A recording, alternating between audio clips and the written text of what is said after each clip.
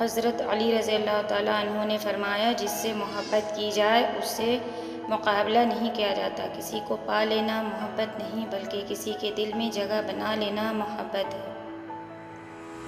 حضرت علی رضی اللہ تعالیٰ عنہ نے فرمایا، کوئی تمہارا دل دکھائے تو ناراض مت ہونا، کیونکہ قدرت کا قانون ہے، جس درخت کا پھل زیادہ میٹھا ہوتا ہے لوگ پتھر بھی اسی کو مارتے ہیں۔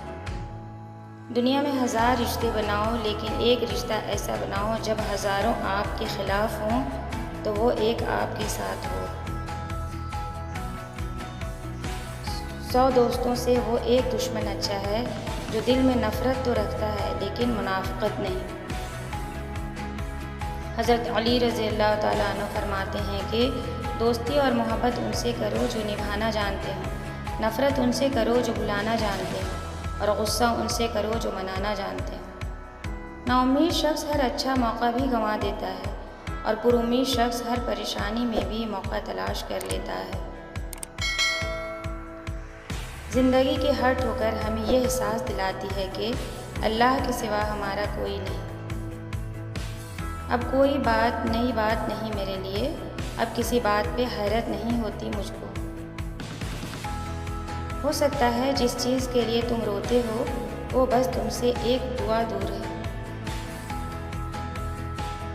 زندگی آزمائشوں کا سمندر ہے، کسی سے لے کر آزمایا جاتا ہے تو کسی کو بے تحاشا دے کر آزمایا جاتا ہے۔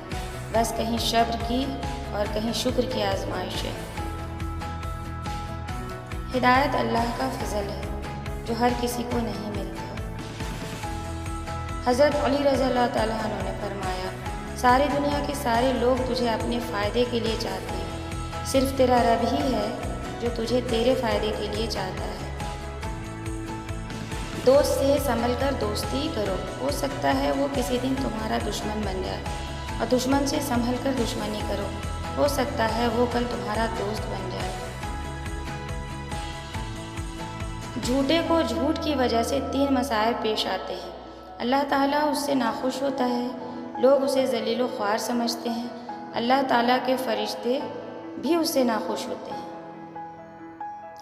جب اللہ نے دعا کی توفیق تمہارے مقدر کا حصہ لکھ دی ہے تو قبولیت کے معجزے بھی جلدی ہونے لگیں گے۔